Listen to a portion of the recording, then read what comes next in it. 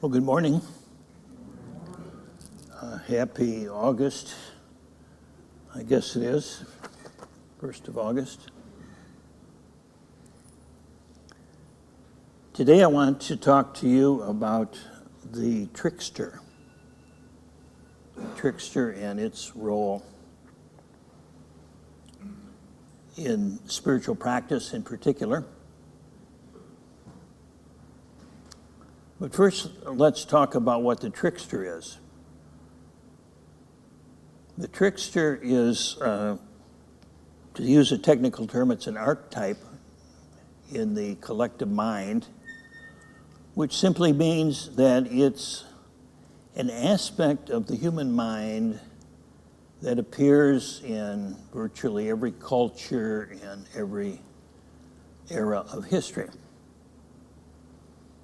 There's stories going back as far as we know to recorded history that include stories of the trickster. The Native American traditions, the African traditions. The trickster is that which fools us. It can be the Kokopelli, the shapeshifter, the coyote in the Native American traditions, Loki in the Norse traditions. Every tradition, every era has its trickster. And the purpose of the trickster is to tell us that things are not the way they seem to be, you see. Tells us what we perceive, what we believe may not be absolutely true. So the trickster kind of turns the table on us, pulls the rug out from under us. Some examples of the trickster in stories that you're familiar with is that of the magician. You know, the magician is the trickster because she works with illusion and shows us that what we see is not necessarily what's real. You know, it can appear to be that the magician is sawing somebody in half, and obviously they're not, but it looks that way, right? Or they're pulling a rabbit out of the hat or out of their ear or whatever it might be. So that appearances are deceiving. Another aspect of the trickster is that he or she turns the tables on us, turns us upside down. The con artist, the grifter, is a trickster. The spy is a trickster. You see. There's lots of tricksters on the internet these days. There's all sorts of things, all sorts of words that never existed a decade or so ago, you know, phishing and trolling and all other sorts of things, spyware, malware, so that innocent email may not be so innocent after all, you see. The tricksters at work anywhere human beings exist because it's part of the human mind. So I want to emphasize that the trickster is not inherently good or evil. It's an aspect of the human consciousness. It's a universal aspect of the human consciousness. And it exists in virtually every aspect of not just human consciousness, but in nature itself. Can you think of some tricksters in nature? There's lots of them. You know, the animals camouflage themselves. The chameleon is a trickster. It'll disappear before your very eyes like a magician. There are flowers, lots of flowers that are tricksters. The Venus flytrap will trick the flies to come in for a nice taste of honey or whatever it is they're looking for. Only they become the meal rather than getting a meal, you see.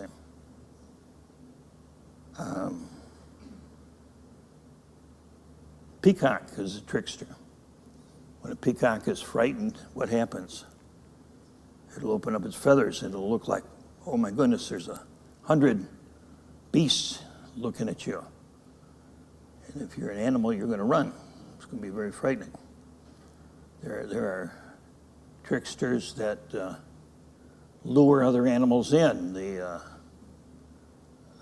a fish called the anglerfish that actually has a tongue or whatever it is that looks like a worm. And it's sort of going like this. And the fish come along looking, and boom, they wind up looking for a meal, and they wind up being the meal. You see. So the trickster is part of the material world. And that is so because what we see is not real, and what we think is real is not. And so the trickster is that part of our psyche that reminds us that that is so. So it's important to be aware of the trickster in many ways. Oh, I want to say one more thing about the trickster.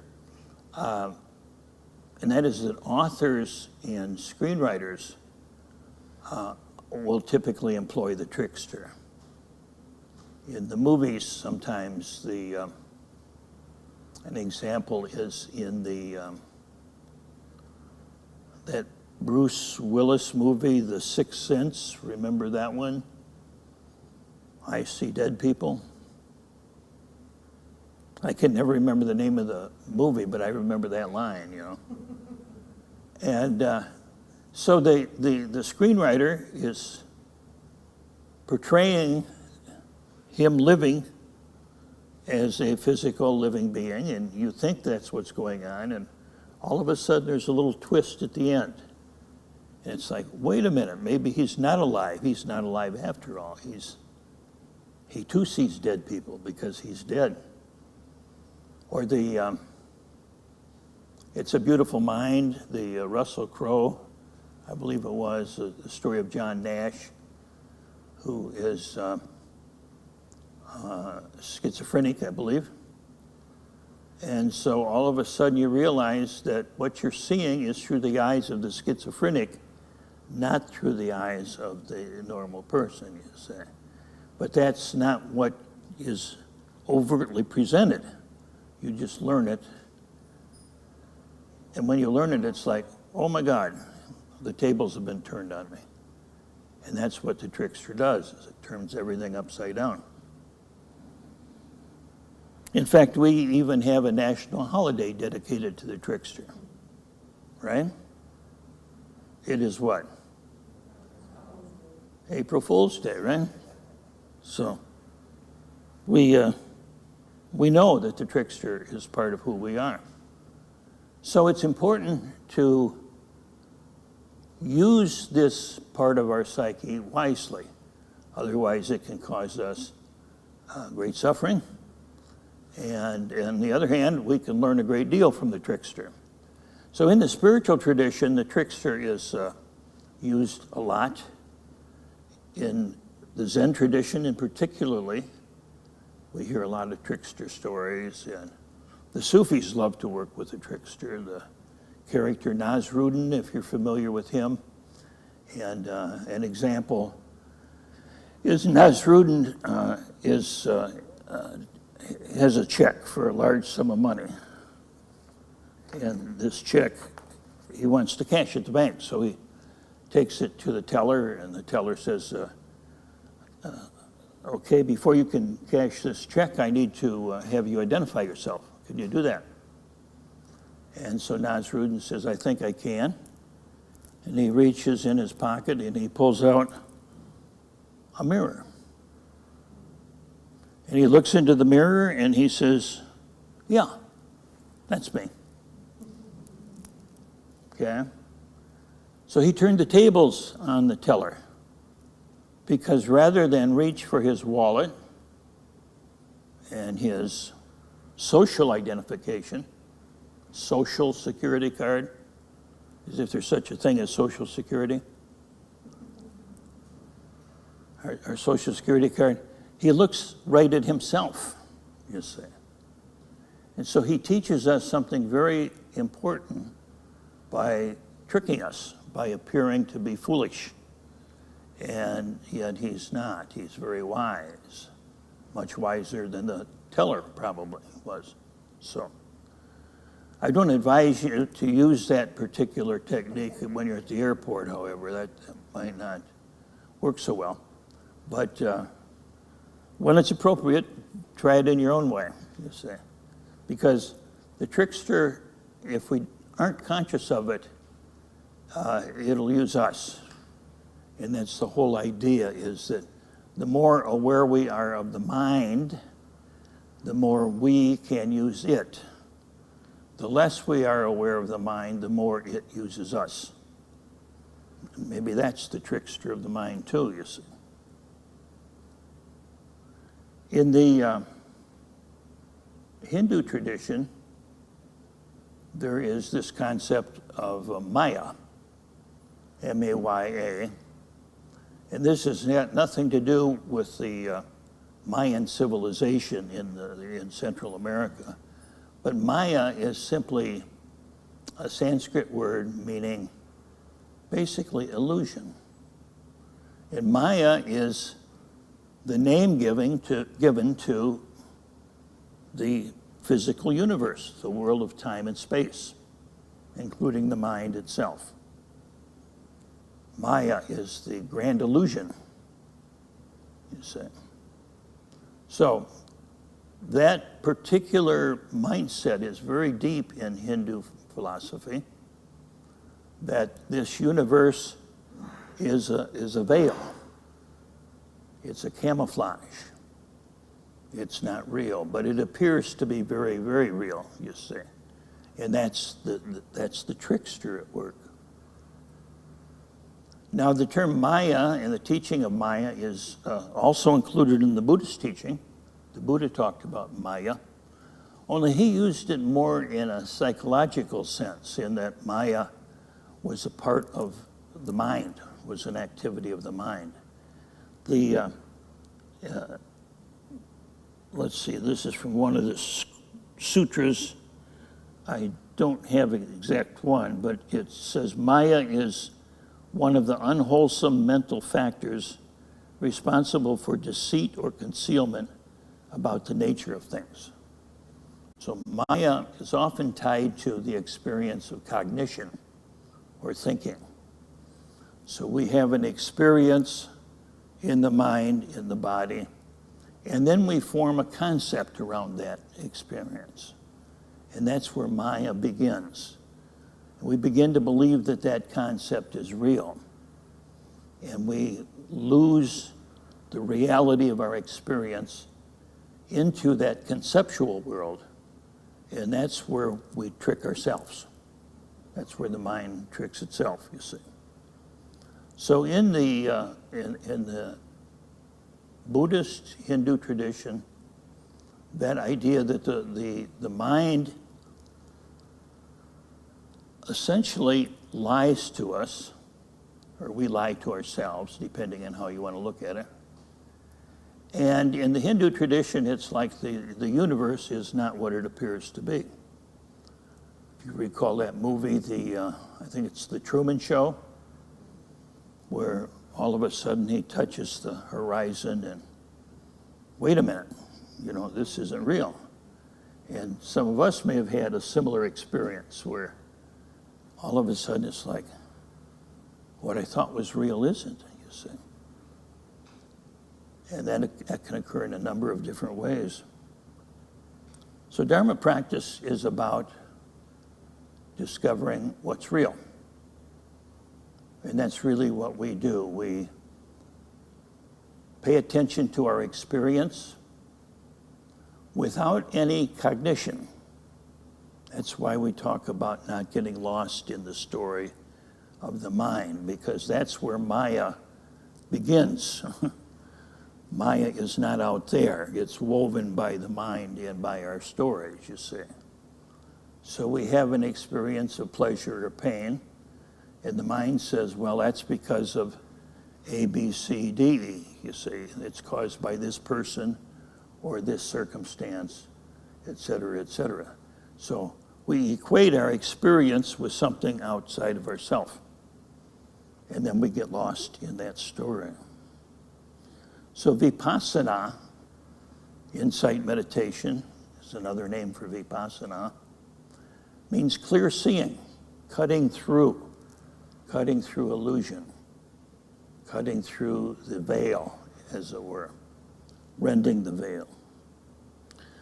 So there's another story, and I'll conclude with this, the story of a trickster. And this is from India. This is a little more contemporary. And in this particular story, a wealthy diamond merchant was transporting a very rare and very expensive, valuable diamond from his shop to a museum in a different city. So he was riding this train from one city to the next, and it turns out there was a thief who discovered that this man was transporting this diamond. And so he was convinced that he was going to get the diamond from this merchant. So he made it a point to sit behind the man, and when the man got up to use the loo or the restroom or whatever you want to call it, and he followed the man, and when nobody was looking, he pulled out a gun, and he said, "Okay, give me the diamond." The merchant didn't say a word. He just shrugged his shoulders and went like that. The thief says, "I know you have it. I know you have it." So he searched the man. He made the man strip. He searched all his clothes. He looked everywhere. He couldn't find the diamond. The merchant says, so the man was really puzzled. The thief was really puzzled. So they went back to their chairs, and the thief sat behind him. And the two of them got out of the train when they reached their destination. And when they reached their destination, there was a police officer waiting there with a pair of handcuffs for the thief. Turns out that the conductor had seen the holdup and reported it to the police. And the thief looked at the merchant and said, "Okay, you got me. But tell me something, where's the diamond? I know you have the diamond." And the merchant just smiled. And he says, "Well, I do now." And he reached in the thief's pocket and pulled it out of his pocket. And he says, "When you were busy searching me, I dropped the diamond in your vest pocket because I knew that would be the last place that you would look," you see. And so that's the way Maya works, that the last place we look, we discover what we're looking for. And the mind tells us that what we're looking for is out there, but we never look at that which is looking, you see. And that's the ultimate story of the trickster, you see. The mind turns us upside down, and so when we find ourselves being tricked, when we find ourselves being disillusioned, which is a painful experience, just remember what disillusionment means. It means illusion. It means we're destroying an illusion. And that by destroying an illusion, that opens us up to the possibility for reality, the experience of reality, you see. So the ultimate trickster is that which we are looking for is that which is looking, you see. What we're looking for is so close we don't see it. So I will end with that and invite you to enjoy the show, whatever it is for you. And thank you for sharing your Dharma practice with us this morning.